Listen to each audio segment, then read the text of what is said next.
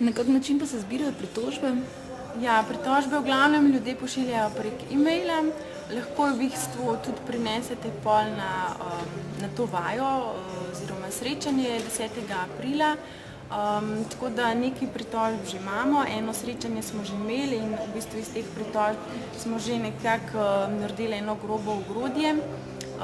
Pritožbe pa varirajo zelo, ne vem, takih pritožb, ki zadevajo vsakodnevno življenje, recimo, da imajo ljudje mrzle noge, do tega, da so čokoladna jajčka pa zajci votli, do Bajukove dohodninske novele, do javnega mestnega prometa, vremena seveda in tako naprej. Skratka, vse možne teme, preko katerih se vedno pritoževati. Ja, ja.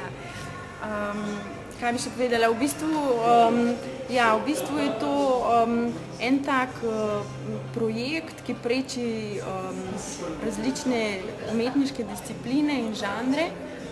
Združuje pač glasbo, performativne umetnosti, tudi ima karakteristike tako imenovane community art, skratka umetnosti, ki dela z neko skupnostjo, v tem primeru je ta skupnost zelo neformalna in začasna, in tudi gre za intervencijo v urbanem prostoru, ker nastop bo v centru Ljubljane.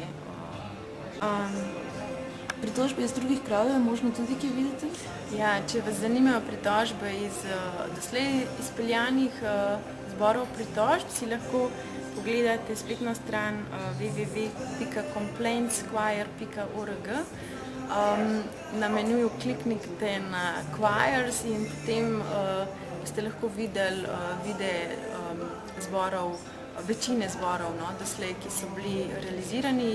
Videi so tudi angleško podnaslovljeni, tako da lahko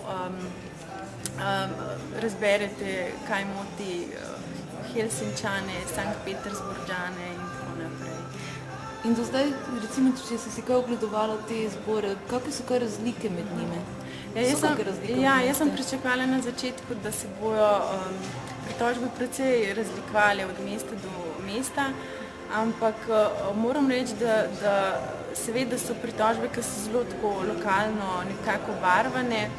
Vem, naprimer, Finci so se precej pritoževali nad tem, kako se ljudje v savnah obnašajo, pa nad zimami in pa tako naprej, ampak veliko pritožb pa vezanih res na eno vsakodnevno življenje ljudi in se lahko prepoznamo tudi mi v njih, bodisi da gre to za odnos, nek partnerski odnos, za družinsko življenje, za pomanjkanje časa, za utrujenost in te stvari, tako da veliko pritožb bi lahko rekla, da je skoraj že univerzalnih, pač vsaj iz tega dela sveta, iz katerega so ti zbori bili realizirani.